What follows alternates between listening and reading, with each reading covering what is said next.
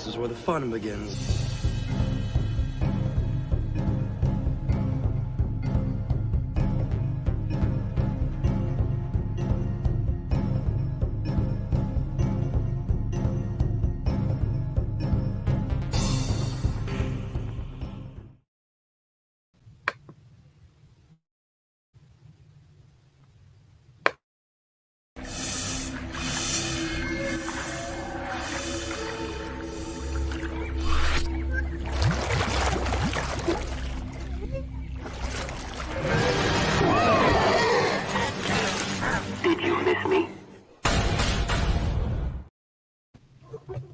Good morning, everyone, and welcome to Caff Chat.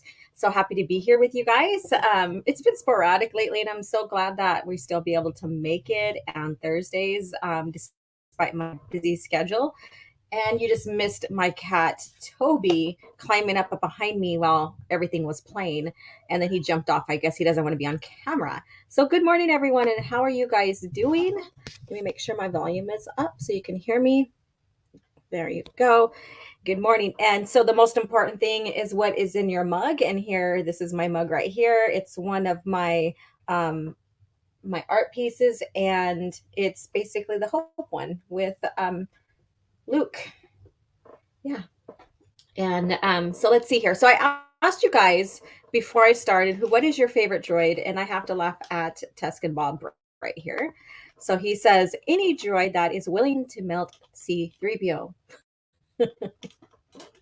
So good morning to you guys. Let's see who's all jumping in. Fatsy says that he has to go to appointment, so he went ahead and popped in to say hello and hit the like button. And so I encourage you guys all to hit the like button. And this little boy here is getting on my every last nerve because he has to be in every single place I am throughout the house, and he's climbing everywhere.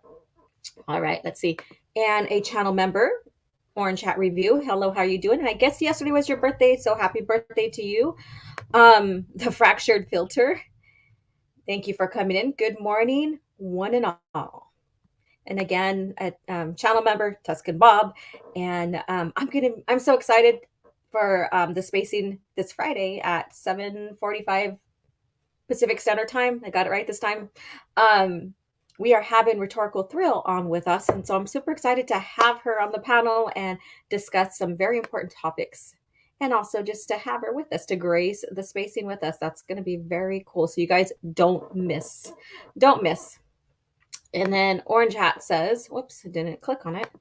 Orange Hat says, my favorite droid is HK-47, the Assassin Protocol droid that Revan created. Sharp wit and hilarious dialogue. And the Fractured Filter, yeah, gonna have to go with Orange Hat Review with that. People like those assassin droids or whatever. And playing Republic Commando makes you really bitter towards droids, at least for me. And that's gonna be the topic today. Cringe Factor ended up having some more cringe than normal, and so we'll go ahead and go. Oh my God, look at, can you see my cat? Can you see that? Look at that. I swear to God, and I can't lock him out of this room because I don't have a door into my studio. Look at this. Hi. Everybody say hi to Darth Toby. Whoops. I can't be serious with you climbing all over. Go. Let's see here.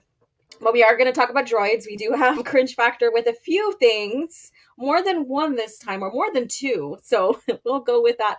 And then us also other exciting fun things here. So we'll get that going.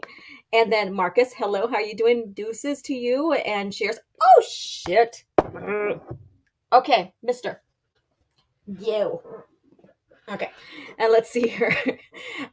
OG Star Wars. I'm currently in the process of listening to the pre-Disney Star Wars Expanded Universe books on Audible. Currently listening to Red Harvest. Let me know how you like that. It's a mixed bag for a lot of people. Some people like it because of it's like a horror type Star Wars thing. So let me know how you like that. Yes, smash that like button. Smash it. And if you are catching this on replay, please, please, please let me know in the comments and let me know what you think.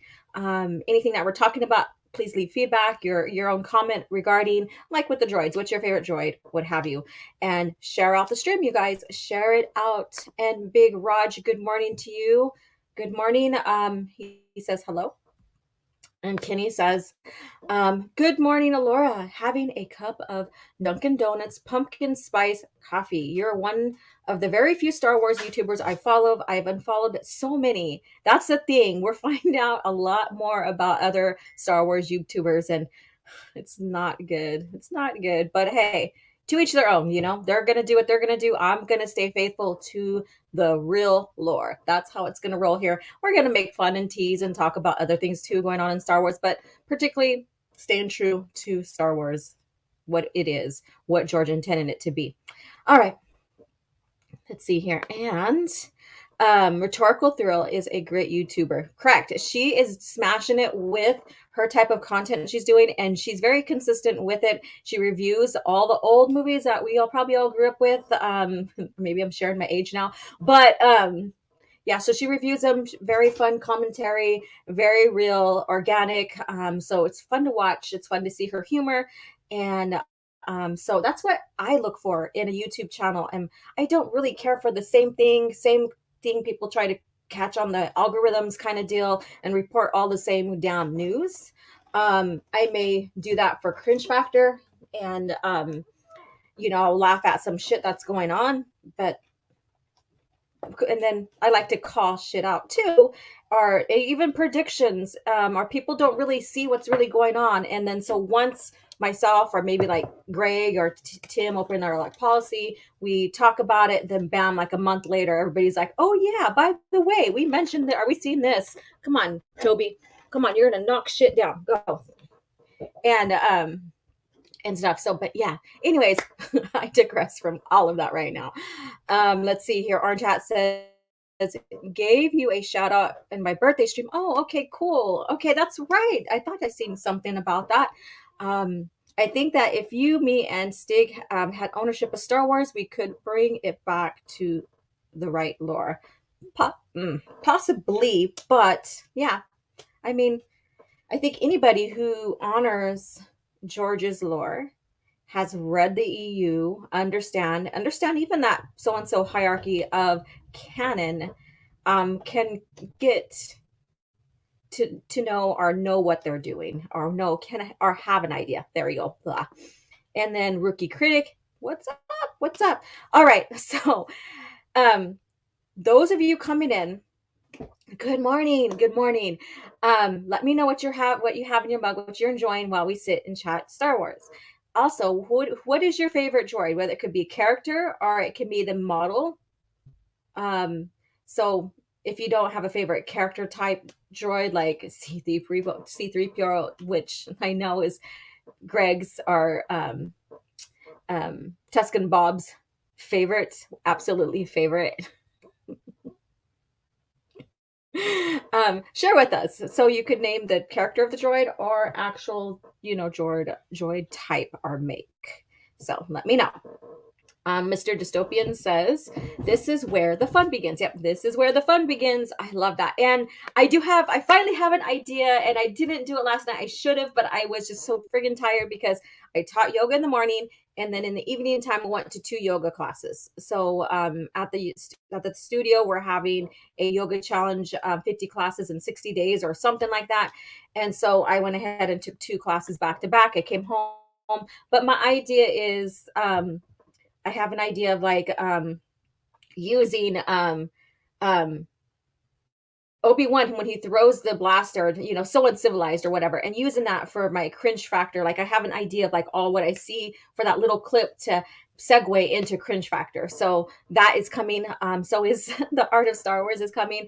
Yeah. So, and I was going to go ahead and just talk about the topic that's going to get published here pretty soon. And that is various Star Wars artists. I was just going to go ahead and highlight some of the artists that worked on the movies, some of the artists that worked on the comics and stuff, and making a more in-depth video of some of the names, maybe some of the lesser known, before I got into Ralph McQuarrie's. So Ralph McQuarrie's is basically almost done, but it just ended up being two-part video because he is such a significant contributor to the visuals of Star Wars. And and researching, you guys, researching these type of videos, getting all the information and stuff, it takes time, man. It's like almost like I'm like doing a history project for or something, or a research project for school or something like that. Come on, Toby, stop walking up there. You're gonna knock shit down. Go. And yeah, so that takes time, and man, and it's so interesting too. Let's see here. And the rookie critic says, "What is the paint there to your left? Oh, the painting? What? What? To my left? Oh my god, he climbed up there. What is the painting there to my left? Where? My left. I don't have any painting in the background. Oh my god, this little guy. Hold on. I have a bag of hawk feathers and he wants to get into them. Hold on, hold on, hold on. I'm gonna go ahead and stop cam and just reach over and stuff. This little guy, you need to just go to take a nap. Take a nap. All right. Talk about little Hellraiser. I don't have any paintings to my on any side of me. Let's see here. Let's see. And Ling Teach, I'm sorry. Okay, if I mispronounce that, I'm so sorry. Okay. The droid that tried to kill Starkiller forgot his name. And here you go. Miss Martin Muses, good morning. No, C3PO is the worst part of the prequels by far. All right, and you guys, I haven't mentioned it, but where is it? Is it not showing? Wow. All right, so what you guys need to do is, it's not showing on my other feed for the stream, but go vote your favorite Sith for the Rule of Two Part 1. So this is the early Rule of Two, Part 1. So go ahead and go vote for that. I don't know why it's not showing up on my end. So please vote for that. I'm going to go ahead and refresh. So if you hear an echo, I'm sorry. But go vote for your favorite Sith Rule of Two. This is Part 1. And let's see here if it comes up. I don't know why it's not. Oh my goodness. Okay. Anyways, I'll go find it, but please go vote and I'll bring it up here so I can keep track of who is winning and what have you. That's so annoying. It's so annoying when shit don't want to work, right? All right. So I'll bring that up here in a few minutes. So, but yeah, proxy, thanks. Yeah. R2 all, hello. R2 all the way. He's such a sassy little shit, isn't he? Yes, Darth Toby left. Awesome. All right, the cat is wanting the attention. He is. He's just a baby. He's like what, 5 or 6 months old? Oh, he's back. Yeah, and wherever I'm at, because I'm the person that feeds him. So I am like I am the lead of the pack, I guess you could say. And so wherever I'm at, he's there. So I even have to close the friggin' bathroom door because then he's over there trying to get in. It's annoying. Skippy the droid. Okay. Skippy the Jedi droid. Yes. The Infinity Skippy. And I say that as Boba Brat hater. Oh, goodness gracious. Okay, so did you guys know that there are 5 classes of droids? 5 classes of droids. So class 1 basically is class 1 droids worked in the fields for mathematics, physics, physical science, and medicine. So that's your class 1. So it's the medical droids, the biological science droids, the physical science droids. And then you have class 2. So class 2 droids are your astromechs, your exploration droids, the environmental droids, engineer droids, and the maintenance droids. So that's your class 2. So you have 5 classes of droids. So I don't know if you guys knew that or not. Let's see here. And I say that as a Boba Brat hater. No remorse or anything for Boba Fett. I like Boba Fett though. So, but that's where me and him have his divide. He hates Boba Fett. I like Boba Fett, and I think it's funny. It's entertaining. Let's see. Class 3 is droids who were programmed to interact with the humans. So these are like servant type droids, protocol droids, tutor droids, child care droids. So these are all your droids that basically are there to help the humans with translations, tutoring, and all that. So there you go. So I don't know if you guys knew this. So we're just going to go through those real quick. Hello, James. How you doing? How you doing? Hello, all. And what's in your mug? And please go vote for your favorite Sith. And he's back. Look at that. Go on. Go. So go vote for your favorite Sith. And I will look at the standings on so far who is ahead right now as soon as I can open up my other link, because you can't see it on StreamYards. I just need to hold him. There we go. Let's see if he stays that way. All right. Did I do class 3? Yeah. Hi. How are you doing? Class 4. So class 4 is where they're programmed to fight. So you have the security droids, you have the gladiator droids, the battle droids, the assassin droids. So this is where like a lot of you guys like the assassin droids. They're the class 4 droids. Okay, my hair is not to be played with, mister. Bye. All right. Let's see here. And your class 5s were simple labor droids that did menial labor and all that. So your general labor droids, the labor specialist droids, the hazard service droids, all of that. I swear to God, this guy is killing me. Okay. This is going to officially be the Darth Toby stream. That's it. That's all. Fed in the OT is fine. Fed in the EU is fine. Fed in the prequels is trash. And I don't even know what the hell that was in Book of Boba Fett. I don't think Tamora Morrison even knew, honestly. And we'll get to some of that later on in Cringe Factor. Dude, I can't believe this guy. And he's purring so friggin' loud. I don't know if you can hear it. I don't know. Thank you so much. He's a pain in the ass right now. And he must have switched my gears on my lighting on my ring light here, because it was working. It was pretty clear earlier. I don't know, but he kept on walking in front of it. So, and then Lang Teach basically says B2 battle droids in the Republic Commando game. There you go. He wants to look out. So he wants to climb everywhere. Right now, he is basically chill on me. So if you hear this like little vibrating kind of thing, it's the cat. Okay, you guys, it's him purring. I promise you, it's him purring. And that's, yeah. He is down in my lap. I don't know if you could see that. He is down in the lap. See? And I got a blanket. So, oof. Okay. Sir Toady, I'm pretty sure you meant Toby. Toby is full of cuddles, play, and love. Yeah, I wish you'd be freaking taking a nap. Egg 5 confirmed.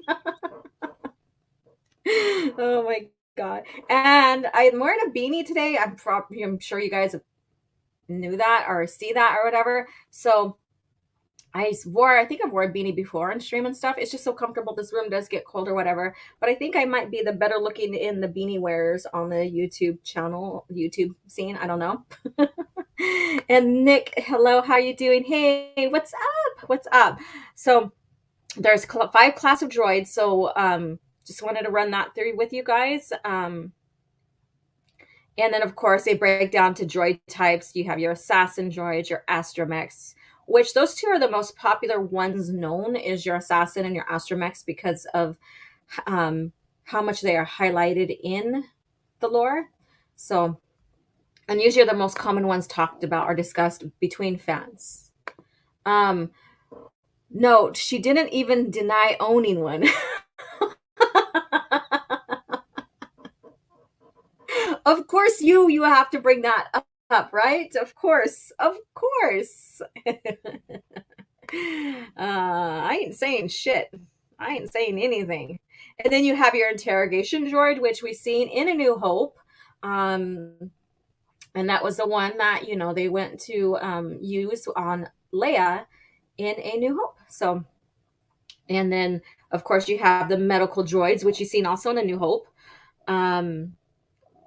And yeah, and the protocol droids, which Tuscan, that's his most favorite ones ever, the protocol droids. Laugh out loud. Oh my god. And he is like trying to steal the show here, talking that way. Let's see here. You have a lot to purr about down here, don't you? Okay. All right. Let's see here. And yeah. So with that, let me go ahead and try to get my stream opened up, my other window open up, to check out what is going on here with the voting. So hopefully that could be cool. Let me see here. Come on, work with me. There we go. It's up. All right. So these are the standings with favorite Sith, Rule of Two, Part 1. So, of course, I had to put Bane in there and Zana. So I put those two in there. And then you have Darth Cognis and Darth Vectivus, which basically you don't know much about, because there's that big time gap that wasn't really filled in yet, because of the buyout. But we know a little bit about Vectivus and Cognis as well. And Darth Vectivus is also mentioned in Legacy of the Force, probably quite a lot. So when Jason turns and stuff, so we have a little bit more history on him through that as well. So I decided to use those 4, and then part 2 will happen. Exar Kun won the Old Republic. However, there's a few more I wanted to add on for another Old Republic vote on Sith, because it's such a big range. Maybe I will do the Brotherhood of Darkness, because that's right before the Rule Tool is made, and go from there. But there's so much to decide to vote on for that. So there we go. Protocol droids are useless garbage. How are they useless garbage? They basically, help you translate and stuff like that.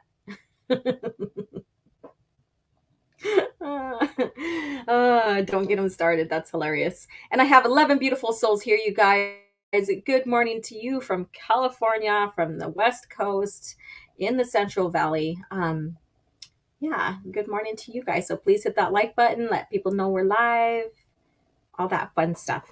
So let's see here. Let's go back. And if you're just popping in, please go vote for your favorite droid. Or not your droid, geez, Sith. Ooh, I'm talking about droids, and so I say Sith. Darth Cognis had the ability to influence the future to a greater degree than others. Her species allowed her to see the future more clearly than most. That's why they are banned from gambling. Yeah. Let's see here. Bane walked around for years with an arbalest stuck to his junk. He's disqualified. Oh my god. That's like the Vong when they use the what do you call it? That crab-like armor too, and I forgot what the hell they're called. But anyways, yeah, so they use the living armor and stuff too. I forgot what the hell. But I know the Mandalore called them crab, the crab people or whatever. Yeah. Let's see here. And then James says, afternoon from the East Coast. Hello. Yeah. Good morning from San Diego. So you're just 6 hours south of me. So kind of giving my location a little, but that's okay, because it could be anywhere. Still 6 hours from. Google Translate protocol droids and more and more portable. But there's no Google Translate in Star Wars. I hate the lighting right now. Why did it switch? I don't know. Okay. And then what's neat too is also the scout droids, which we do see in Empire Strikes Back, searching for the base. And then we have other droids seen on there, like the Dumb series pit droids. And I'm not kidding you, they're called DUM, Dumb series. And those are the ones that when you hit, they ball up into like a little disc. Those are the Dumb series pit droids. So you have that. Let me see here. So again, if you're just coming in, vote your favorite Sith. Rule of Two, Part 1. Let me know your favorite droid.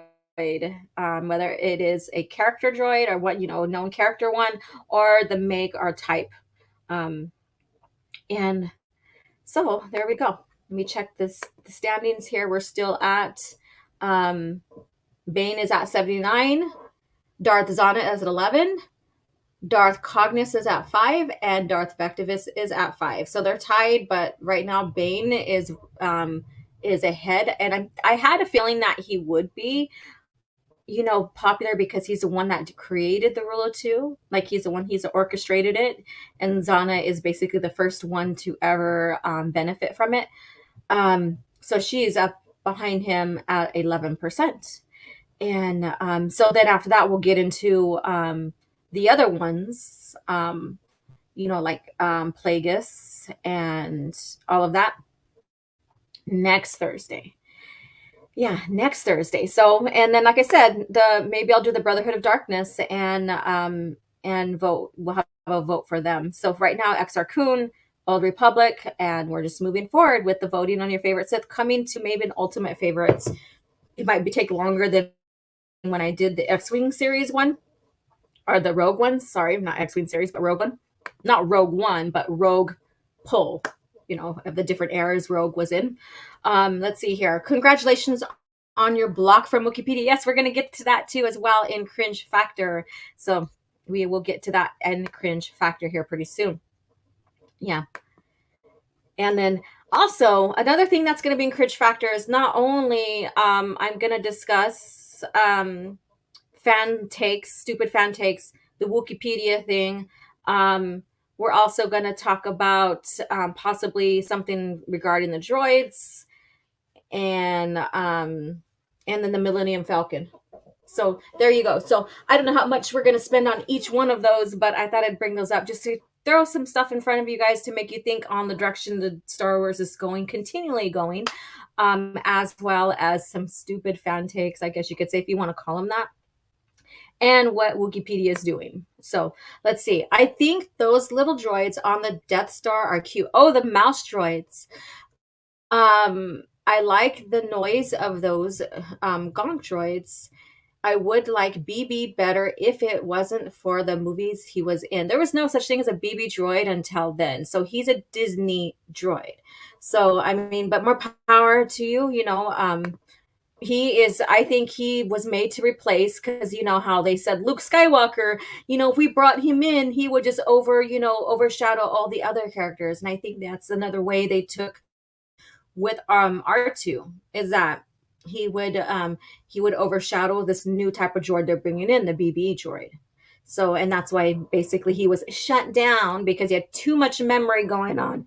He downloaded a big file and couldn't handle it, so he shut down because he had to process it, which was bullshit. That was bullshit, because we have like R2 in the original lore. He has like a deep memory storage, and it's a big deep memory storage. And finally, when he needed maintenance, because Luke never gave him true maintenance, because he liked him. He liked how he was, because his dynamics and his communication and all that was synced very well with his X-Wing. So every time they recalibrate those astromech droids, they have to recalibrate the, everything is reset. But because he didn't reset or recalibrate R2, it made his X-Wing more efficient, because R2 and the X-Wing basically linked up to almost true compatible computers, I guess you can say. I don't know if I explained that right. But anyways, yeah, so but with BB-8 or with R2 in the Force Awakens, he's a fan favorite. He would have basically took the light off of the BB droid. So there you go. Let's see here. Let's see. Hi, all. And this is Whoop or Wop. Whoop, Wop. There we go. I don't know. Whoop, whoop. Okay. So Mr. Dystopian says the lamp droids. Yeah, the ones that look like little tiny lamps are called dumb droids. I'm not kidding you. They're dumb. DUM, dumb droids. The ones that they hit and they kind of ball up and they look like a little disc. Yeah. So right You are Alora. Thank you. No, wait, the soccer ball droids, right? Well, yeah. And I don't know that, Star Wars, fantasy, sci-fi kind of thing. So, things, we have sound in space, right? In Star Wars. So, rolling soccer ball droid. Yeah, but the thing is that R2 was put in the background so he can shine. That's it. They are so afraid of George Lucas's characters, even in the EU ones. So they have to ruin them somehow to, uplift their own characters. Which, when you look back at original lore, when they brought in new characters, they didn't have to do that. They did not have to put Luke in the background. They didn't have to put, any of them, layer any of them to get these characters spotlighted. It's just how you write them. It's how you write them, how you write the stories, your confidence with them. So when you look at that and you look at that story wise, if you can't write a competent character and have them be introduced with established characters, then maybe you need to rethink your writing style. Maybe. All right. It says R2 is still more popular with the kids today than BB. Disney needs to learn what kids like is what the true beloved characters are. R2 all day long, baby. Yeah. Yeah, and that's the thing. So just another realization is that, it's how you could write the characters, how you introduce them. Not being afraid to introduce new characters when you still have a leading character that's so popular and stuff. And so hey, push the nose, right? Push the nose. Yeah.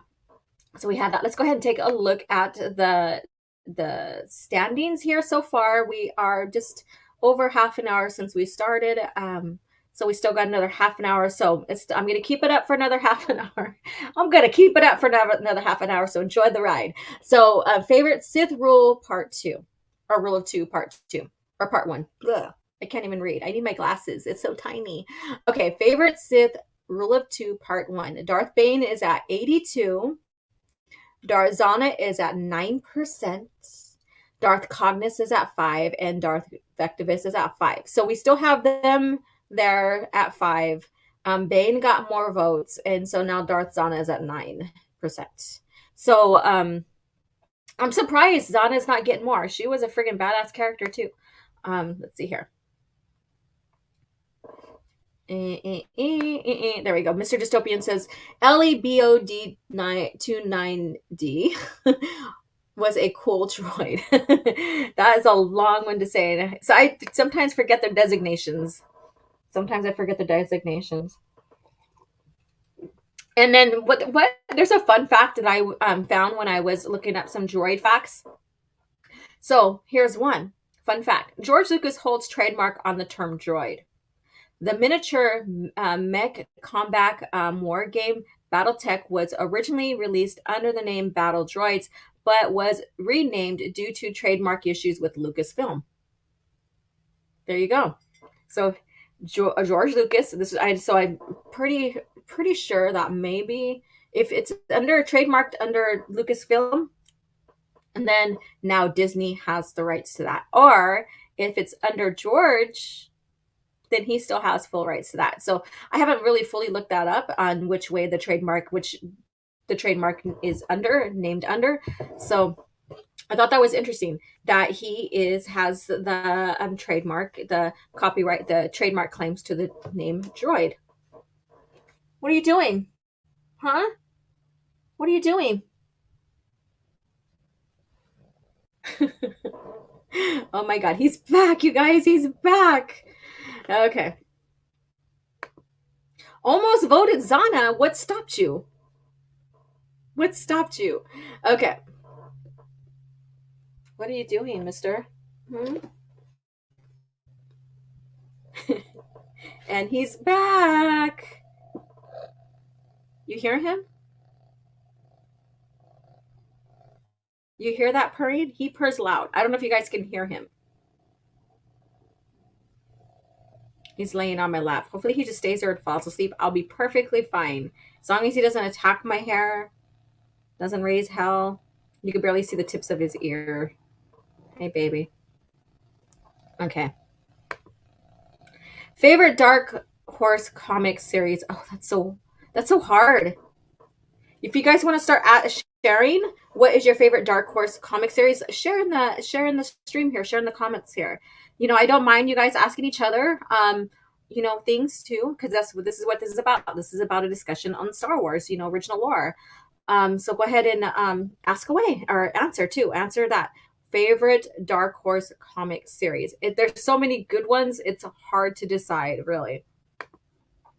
Greetings all. Hello, Mighty or bots. How are you doing? It cheers to you. And you can get the, and I'm surprised that Soul Assassin hasn't been here. I hope he's okay. He's usually here modding. But I hope you can, this is my mug called Hope. And you can see at the corner of, there we go, right up there. And you can get this on my Redbubble account. You can get it as a mug, t-shirt, cell phone case, what have you. So, and it supports the channel. So thank you so much to those who purchased. I had someone who purchased a cell phone case and I think a poster or something like that of Quinlan Voss. So I'm very happy about that. I have the Bane figure, don't have a Zana one. Laugh out loud. Let's see here. And he has a nice purr. Thank you. Yeah, he's very loud. He's very noisy.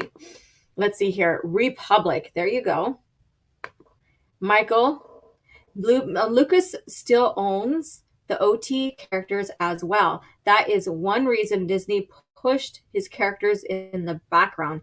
Each time Luke, Leia, and the other OT are mentioned or have screen time, Lucas gets a cut. Now that's the thing, is where's that confirmed at? Because they're always used in comics and all of that. So there's a lot of comics and a lot of stories and everything like that. I think that I question that. I'm not denying he does, and I'm not denying he isn't. I would love to see the contract because I think that they have full control of when they can use Luke and Leia, and Disney does. I really, really think they do, because that's something Lucas sold the rights. Plain and simple. Lucas sold the rights. So, something to think about. He sold the rights.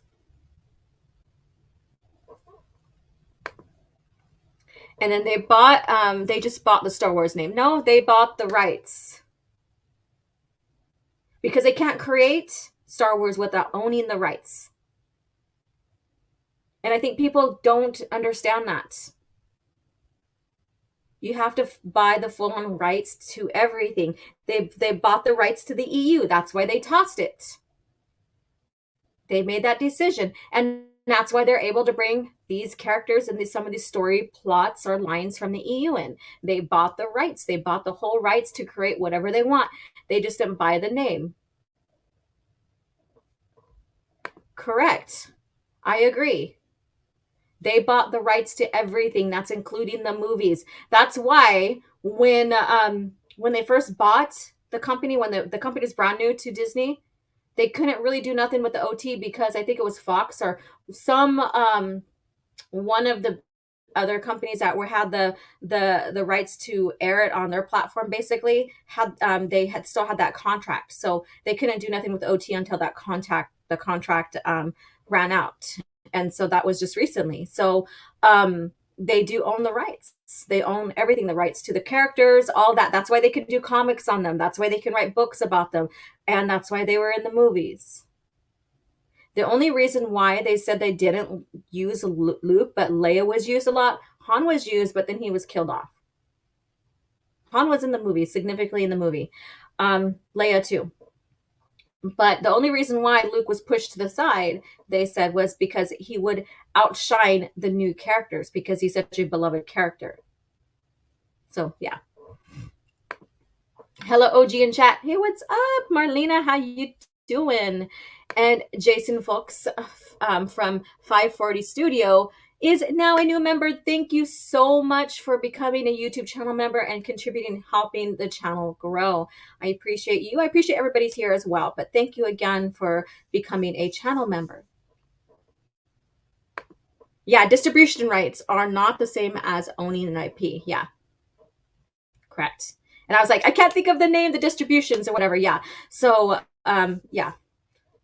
So they had to let that contract run out before they started, before they could put the OT on the platform, basically. They're Disney Plus.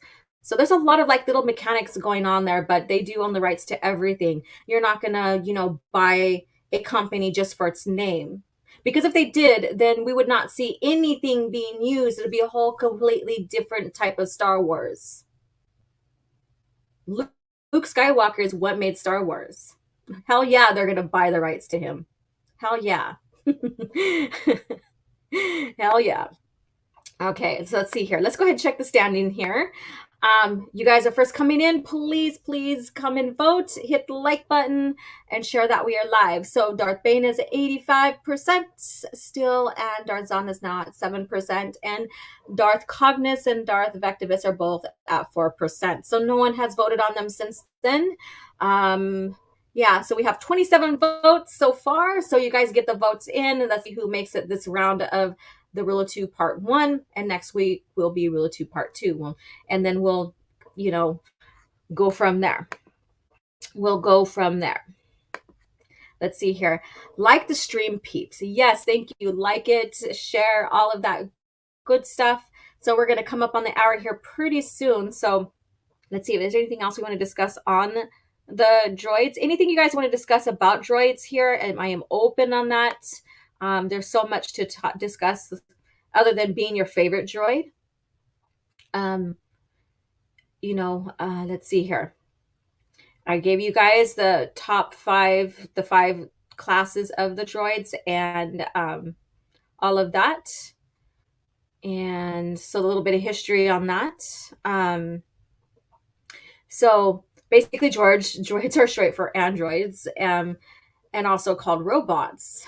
And we know droids, basically android or droid is just another name for an artificial intelligent, and they're classified. Droids are basically the male term for these artificial type intelligence, I guess you could say. So another interesting fact right there. Did you ever play Droid Works? No, I didn't. I used to play games growing up, excuse me. And then I got into band. I did all kinds of crazy shit, you guys. So I got into band. I played a clarinet. And then I got into my dance team at my school. So I kind of left the band for that. And I also did a lot of art stuff. I was in the art club and led art, creative stuff at my own school and stuff like that. So because I was filled with other extracurricular activities, like games kind of just went on the back burner for me. Star Wars never, but games did.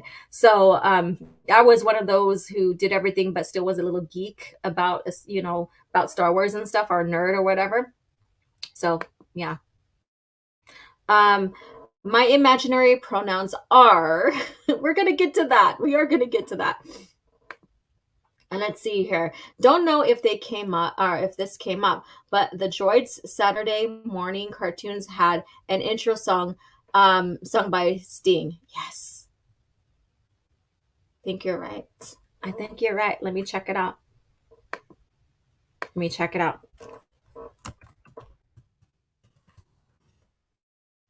Droids intro song. Let's see here.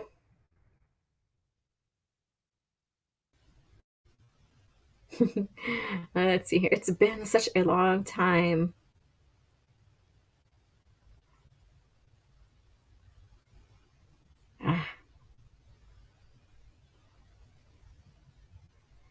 Yeah.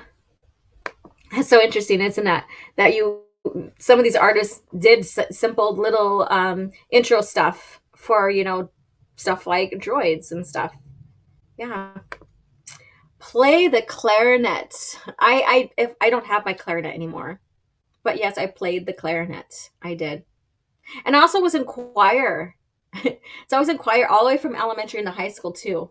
So I did a lot of multitude of things. Artist, I was like the top artist, with every like elementary, junior high, and into high school. I was on my dance team in junior high for the whole time I was there.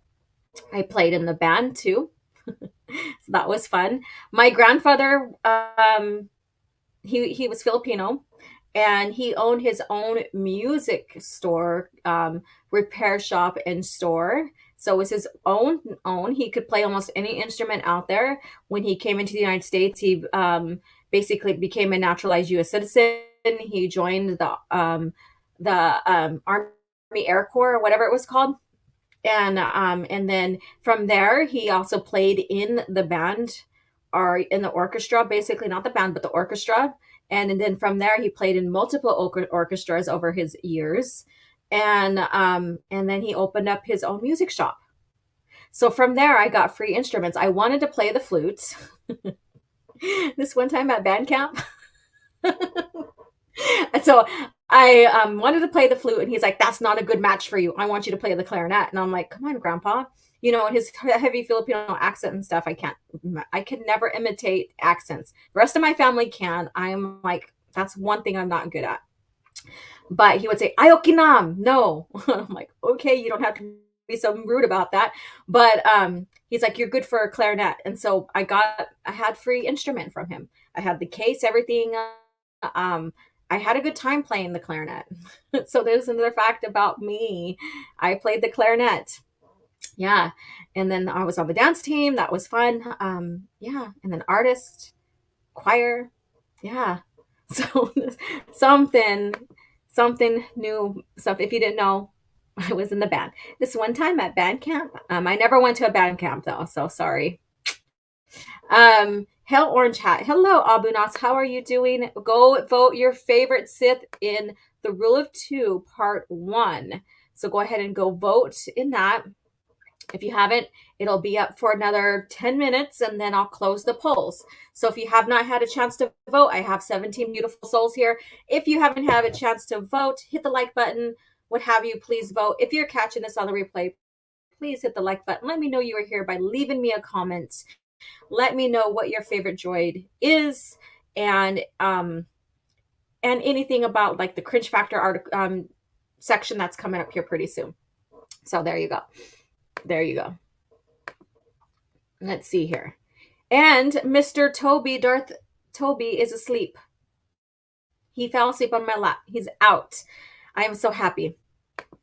Abu says, "I did," and read my milestone chat. You know what? I have to go find it on the other end. Sorry. Because it doesn't show up on StreamYard. The milestone ones don't show up on StreamYard. But I'll read it here. So this is from Abu Nas, member for 29 months, and he's a Jedi Knight. "I am here, Queen, but unfortunately I have a staff meeting at 1 p.m. But glad to see you back on here. You still got that glow. And I am proud to be one of the longest channel members." Yes, thank you so much for the member chat here. Thank you so much. I wish StreamYards would share it on their end. They do share their super chats. I wish they would get with it to share their member chats. 29 years, geez, 29 months.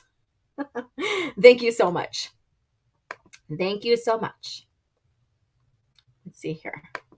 And to put Bane and Zana in the same bracket is unfair. Zana deserves more respect. I'm sorry, but doesn't match Bane. This is about like who you like. And if you like someone based upon their skills and stuff, more power to you. But if you like someone on their personality and blah blah blah and their looks, more power to you. So that's totally up to you. I'm not basing this on skills. Popularity, maybe she could be. You could say she's just as popular as Bane. Sometimes with some people she's more popular, sometimes not. So there you go. Oh, that sucks. And then yeah, StreamYard sucks. Yeah, so thank you for letting me know, because then I would have had to announce that later. But this is, I don't know. I'm going to show you guys the cat. I don't know if you guys, in my messy room, where's he at? Where's the cat? I don't know if I could show you him. I don't know. Anyways, he's in my lap down here. There we go. Oh, I woke him up. Damn it. But he's all stretched out. He's all stretched out. I have a blanket under me because it gets cold in here. Excuse me. And if you guys are tuning in, what's in your mug? What are you enjoying? What beverage? I know some of you guys are going into lunch right now. So what are you enjoying? All right. So you guys, 10 more minutes or less than 10 minutes, the poll is going down. So if you are going to vote, get your vote in right now. So before we close the vote, between those four, let me know who you like and why. Also, if there's someone else that I didn't add, because there's going to be a rule of two part 2 for the vote next week. Let me know who else you like for rule of 2. So there you go. So students of mine, who did you like out of the 4, or maybe who you like out of the rule of 2 in general? Let me know. Let me know. She said 29 years. I know I did. That was funny. I'm like, wait, what? Hey guys, sorry I'm late. What did I miss? Just talking about droids right now, Batu. So, what is your favorite droid? Whether it's the character name or like R2, D2, well, or it's the model or the type. So let me know. Let me know. And then vote for your favorite rule of 2 Sith. And the poll's going to close here pretty soon. Eating sweet and sour chicken and diet wild cherry Pepsi. Wow, okay, that sounds like a great combination. I don't drink sodas at all anymore. No more. So I just don't like the taste of soda now. It's like once I quit it, it's like I took a drink of soda by accident one time and I literally spit that stuff back into the straw. It was my son. It was my son's drink. I was driving somewhere and he had his Dr. Pepper and I had my tea. And when you look through the little cat, the lid, you could see the color of it, but you can't tell what it is. So I picked it up. I took a sip. It tasted so nasty that I spit it back through the straw back down. And he was like, "That's messed up." I'm like, "I'm so sorry." I mean, it's better than spitting it out all over the place. Poor guy. Students of OG. Yes, you guys are my students. So let me know. Let me know. Let's see. Love both Bane and Zana, but gonna give this one to Zana purely because she looks better than Bane in appearances. Yeah, and she didn't have all those the Orbalisk kind of armor. So R2D2 is always gonna be my favorite. He's the sassy little shit, isn't he? Yeah. Yeah, my poor boy. Yeah. It was such a shock because I was expecting, and you guys, okay, so those who live in the South, who love their sweet tea, don't let you hate me because of this. I drink my teas without sugar. If it's hot tea, I'll have a little bit of honey. But my iced teas, I like them plain. Plain. That's it. Plain. And I just like the taste of it, the earthy taste of it. And so I went from my tea with no sugar, and we're not even discussing Star Wars at this point right now, right? But I went with my tea with no sugar to sipping on a Dr. Pepper, taking a swig of Dr. Pepper that is sweeter than hell. It was a shock because at that point I didn't have soda for like 7 years. I'm not shitting you guys. And I literally spit it back down into the straw. It was so disgusting. Oh my God. Yeah. Here's to swimming with Sith tattooed women. Wow, nice. Decore, bless your heart. Tea without sugar? Ugh. Hey, that's me. That's me. I'm already sweet enough. You guys. I'm already sweet enough. I like my black tea iced without sugar. Now, if I have hot tea, like green tea and stuff like that, I will have a little bit of honey. mint tea, a little bit of honey. But, so another fact, don't judge me too hard, please. All right, nothing wrong with unsweetened tea. It's good for you. It is, yeah. That's what got me. That's what helped me get off of sodas. Is I would drink black tea, but just sweetened a little tiny bit. So whenever I had a craving for soda, I would get my black tea. I would sweeten it a little tiny bit. So that was my first step of getting off of soda. And then after 3 weeks, I started cutting out the sugar. And I realized how much I liked it better without the sugar. My aunt, one of my aunts that lived with us for quite a long time, in my house with my grandma, she would make, at the time, it was the best sweet tea. But now I just can't, I just can't have sweet tea whatsoever. It's like drinking just liquid sugar. Ugh. Okay, I have tea with honey, but if I don't have honey, sugar is going, it's going in there.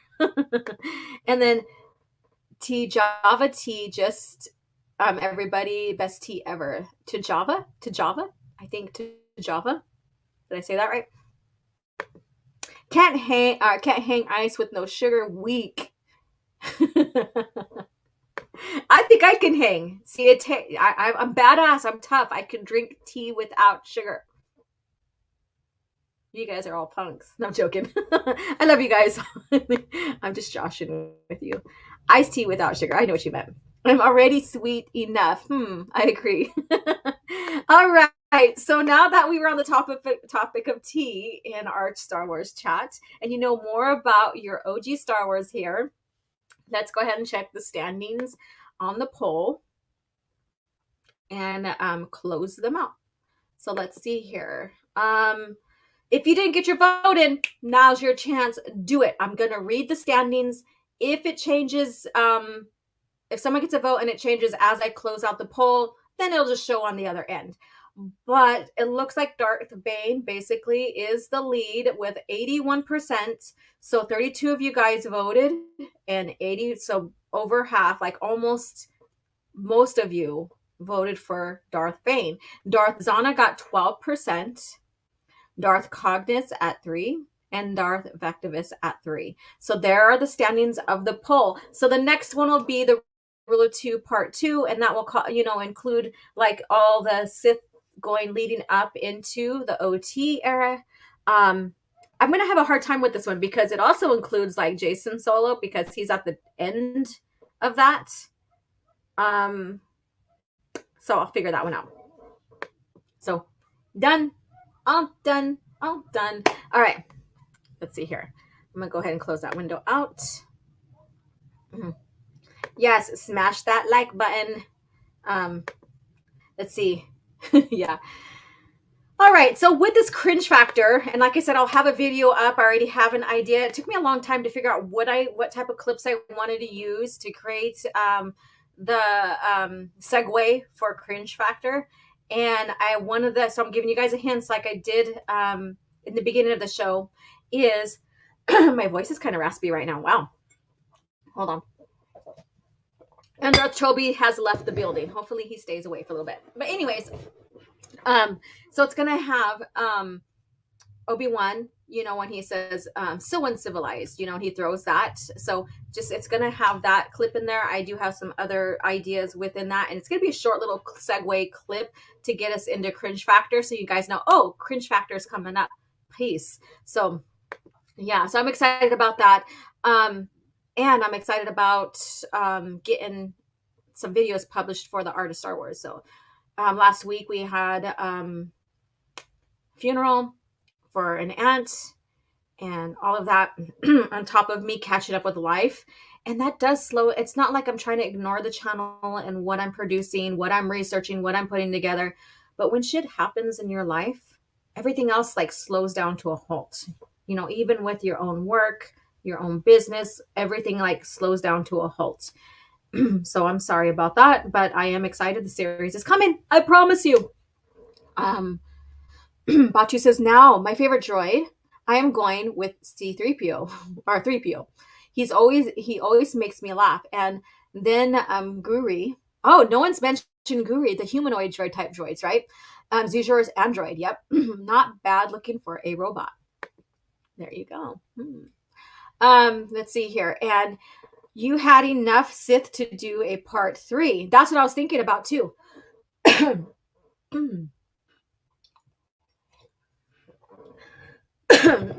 what I was thinking about. We have, you're right. We have Darth Garvid, Jean, Tenebris. But like I did with the Rogue series, Rogue Squadron series, is I had more than enough. I could have included the Wraith Squadron, right? So I try to randomly pick ones that were in the movie or recognized in the EU that weren't too popular on top of that. That's why I didn't use Luke Skywalker, even though he was the founder of Rogue. Him and Wedge. So, yeah, we'll see. And that's with the Old Republic Sith. I could probably do another poll or two. So that's where I'm like trying to just like narrow down and also pick those that are maybe not well known, but then it would spark interest for people to want to know about them. So it's not only about who is the most popular, because then Rogue Squadron would have the selection would have been a lot different than what I did, but it's also learning about who they are, like learning about lesser known, maybe kind of popular, but lesser known, I guess you can say, type of characters. So people are interested in learning about them. Yeah. So, I mean, there's a method to my madness, but yes, there's a lot to choose from. I agree. That could be a series of. The Sentinel says, R2-D2 is still my favorite droid. I like that they bring him back in Legacy and give him to Cade. Yeah, that's another thing. He comes back. When didn't C-3PO even show up, or was he mentioned? I have to go back and review those comics. I think he was mentioned. I don't know. I don't remember. Okay, so I'm going to go ahead and play a nice little commercial for you guys. And then again, the segue video will be in replace this. So the fate of the galaxy is now in your hands. With the new LEGO Star Wars Slave One, you can load Captain Solo, arm your weapon systems, man the cockpit, and take off with the most feared ship in the galaxy. But watch out for rebel ships. No matter the enemy, no matter the firepower, you control the action. With the new LEGO Star Wars collection. All right. And so we are segueing into Cringe Factor. And I told you we're going to have a few more than one or two things for Cringe Factor. And I wanted to share this right here. And I wanted to share this because we've been seeing a lot of so-called fans, or maybe even Disney fans, talking about how they want some of these most popular EU characters to come into the Disney canon. And they use their headcanon as well, which is weird in a fact that, they don't care that a character is brought in as long as they're brought in. So they don't care if the character is totally departed from what made them unique. As long as it fills their headcanon, as long as they're there with the name and the look, that's all they care about. And then they say, oh yeah, they're honoring the EU. They are honoring the EU, which is not true. Because if they were honoring the EU and the character, they would understand that this character wouldn't fit and to make their own character instead, with the direction they want to go with, that character, where that character is going to be and the influence the character is going to have, right? So we have this guy here, and he's blocked me. And this came up, and I was like, what the hell? I restarted talking about it. I was tagged to it, but I couldn't really see it, so I had to do my magic and go elsewhere to find it. And so here it is. Your Honor, Mara Jade and Afra would be in love, or at least spitting game at each other. So he wants Mara Jade in the lore, in the Disney canon, and he wants her to have a relationship with Afra. Imagine that. So, imagine, we all have our headcanon, like, oh, what could be? Especially as EU fans now with, like, what could have been with the Sword of the Jedi, or what could have been with Ben Skywalker and how he created his family. Like, who was the kid's Jagged and Jaina fell. And, we all have that headcanon because nothing is there. But, however, with Mara Jade, she's already established character in the original true lore. She's already established character. How she was how she was written made her popular, made people love her. Part of her destiny was to be Luke's wife and a huge influence on the Jedi during that time. She was a part of her destiny was to be Jaina Sola's master, her, someone who was, mentoring and training her to become a Jedi Knight. Part of her destiny was to be Talon Karrde's, first,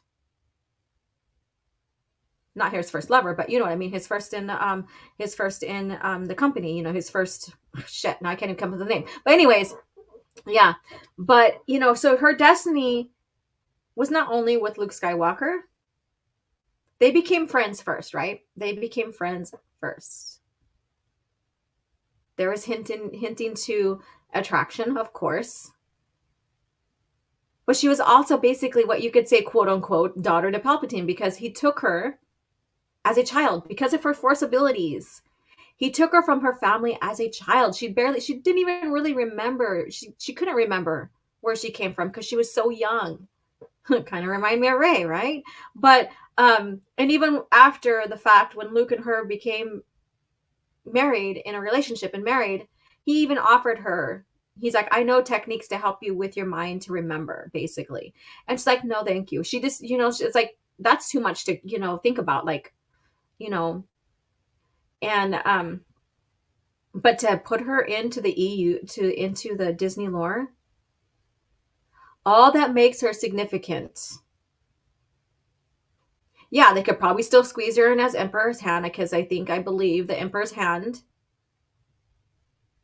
is in their canon, are in their lore, their version. But the end product of what makes her significant, of breaking her last command with Palpatine, would be taken away. Why would he want her to have a last command when he decides to basically tell the Empire to give up? If he ever dies, you dismantle, you give up. And then he goes hiding. And why would he want her to try to kill Luke Skywalker in the last command with his last command to her if he has Snoke? See how that doesn't fit? And then we bubble down to Ben Skywalker. He is a significant part of Star Wars. Like he was becoming into his own before the buyout. And he was becoming a very fascinating character because he had both traits. Like, they written him so well. You could see the trait of Mara in him. You can see the trait of his father in him, and how quirky and how smart he was, and all of that. And there's no Ben. That is another integral part of who Mara and even Luke is. Yeah. And so they're like, okay, well, ship her with, or she could be in a relationship with this Aphra. Aphra's an annoying ass character. And she's one of those OP characters, or you could say Mary Sue's, because she even defeats Vader at one point. She would freaking get on Mara's everlasting nerve. And then we have this one person here, Mara Jade Secret apprentice of Palpatine. She was never a secret apprentice of Palpatine. She was the hand. She was an apprentice. She wasn't trained by the dark side. She was trained to use Force abilities, but she wasn't trained as a dark side user. And that was even mentioned. Oh, Soul Assassin, glad you made it. She was trained to be an assassin, but she wasn't trained as a dark side user, nor a Sith, nor an acolyte. None of that. But move her to post-sequel trilogy so she could be with Rey. What? Should be an old lady. Yeah, she's a little bit younger than Luke, but not only by, a year or two younger than him? Then you can keep canon of her with a Skywalker. Rey's not even a Skywalker. And her pretending to have the name doesn't make her a Skywalker. See how people do these mental gymnastics that they don't understand exactly what they're talking about? Because Mara was never a secret apprentice of Palpatine. She would be too old.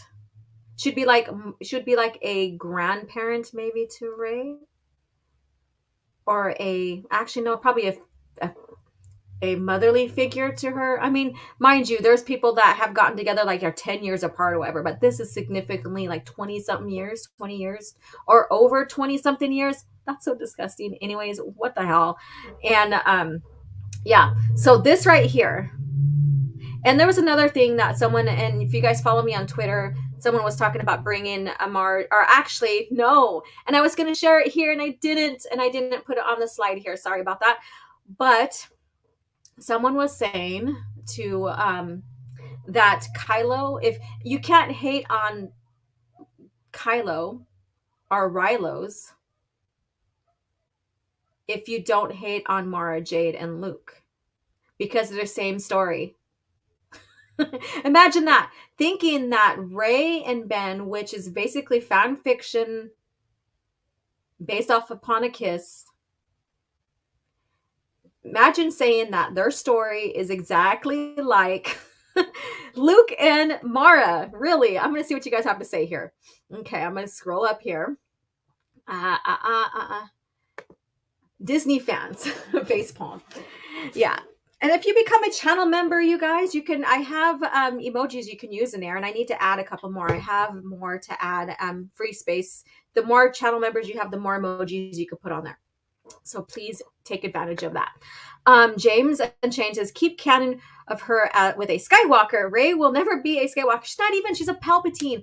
And why would she want to be with basically a quote unquote fatherly figure?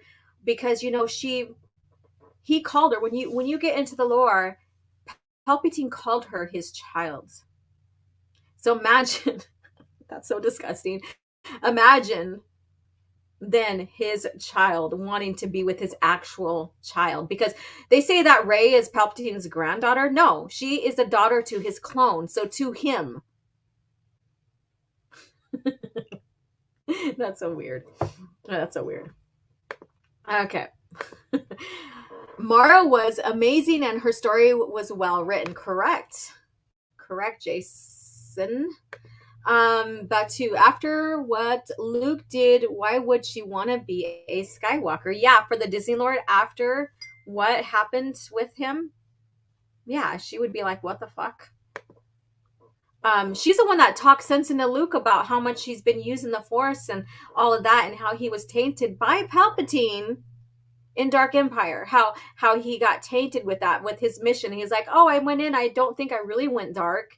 So she questioned him. She's like, you need to take a look at this bigger picture. Why do you think your first academy kind of fell apart? Because of the influences you had after your time with Palpatine. The woman had common sense. She was blunt. Yeah, she was blunt as hell. And I think that's why people liked her. She was blunt, to the point. She had that little sassy attitude. Yeah. Let's see here. And let's go ahead and scroll down and see what you guys have to say. Whoops, it kind of jumped on me. Batu says, and Mara wouldn't want to be a Skywalker either after what he did to Ben. Correct. And then we get into Legacy of the Force, where, they deal with their nephew that went dark. And the reason why she died. And that's kind of controversial. I don't mind that. I was very sad. I was a little upset. Yes, I was. But I understood why. I understood that this had to, to push Ben and Luke where they need to be. And it also gave us fans that no character was safe. Like New Jedi Order, really let us know it was a dark story. Those 19 books were dark stories. No one was safe. And then we get kind of back into the Ease of Darkness trilogy where, okay, everything's comfortable again. Then we get into Legacy. Boom, Jason turns. We're like, okay, hold on for this ride here. not knowing what was going to happen, like who he needed to kill to help him cross over. And it was his aunt. Now, was it executed well? I think that they could explain a little bit more why she was necessary for it to be her. However, I understood the story. And but she would even be the voice of reason. Like she had to confront Jason. But if she didn't die, would she have been the voice of reason for Luke, or would she have one after Luke, or not Luke, Jason finding out? You know, I don't know. So we can go into all the what ifs if she still stayed alive and stuff. But like I said, she was a catalyst to where Luke and Ben needed to be. Let's see here. They're confusing Mara with Starkiller, apparently. Right? Laugh out loud. Oh, the weirdos who thought Mara and Luke equal Rey and Ben. Laugh out loud. Yeah. So I don't know. I haven't seen if Mace said any comments about that. I haven't investigated. But yeah, those weirdos. You guys may have seen it on my Twitter. Dark Rey. Luke redeemed Mara. I would say he helped her with the last command because she never really went dark, but she was plagued with that last command. She didn't like Palpatine's voice. She was like, I'm done with it. She even was like realizing that she wasn't really belonging in the Empire anymore because Thrawn offered her to return. And she said nope. She was more dedicated. She was done with the Empire. She was more dedicated to Talon Card and his organization than anything else. Luke helped her with that last command in a sense. He did help her. He did show her there was love and compassion, friendship, stuff that she never really experienced before. Because she even told Luke, like, she put up a wall. And that was another thing that was really greatly focused on, is her wall, not letting people in. It was just her and her ship and her commitment to, just at the time what benefited her. So I thought that was an interesting arc. So it wasn't really necessarily a redemption, but it was a help that he helped her, push her forward into finding herself better. So a shipper? How in the hell did a shipper get in this fan base? I'll have somebody ask for dinner. Get this shipper out of Star Wars fan base now. This is where we're calling the gatekeepers. Close the gates on these people. I mean, you could have headcanon or whatever it is, but still, like, come on, common sense, people. Mara helped Kyle Katarn when he was temporarily on the dark side. Yes, he did. And that was a fascinating story too. That was very fascinating. So, I mean, she was like kind of like this like catalyst, a catalyst to Luke to help him put him on the right track, kind of to help him get out of that like that dark space he was in after he was, under Palpatine in the Dark Empire, So there's a lot of things that Mara did. And she even seen, like she couldn't stay at the academy because she's seen what was going on. She's seen past some of that. And maybe it was her experience with dealing with a dark sider for her whole life, like noticing, I don't know, but it's all interesting. But with these people saying, bring her back in and let's put her with Afra. No, come on now. We're honoring the EU by bringing in these characters and the EU people by bringing these characters back. No, they're just shell. Like Thrawn is just a shell of himself. Timothy Zahn basically rewrote Thrawn. He's not the same character. Even his origin, his birth planet's not the same. Even how his family's not the same. How he got into the military is not the same. All of that. That side needs to crash and burn. Let's see here. That's a whole stupid story with Rey being half a clone because her dad is a failed clone with no powers and did get away, etc., was so stupid. And the whole Reylo stuff makes me want to puke. Right? Right. But I mean, it's just how they brought the story out. It's bad writing. If people like it, more power to you. Enjoy. Rey Skywalker, what the fuck? You didn't know, Brett? You didn't know that they basically had her declare herself a Skywalker? Okay.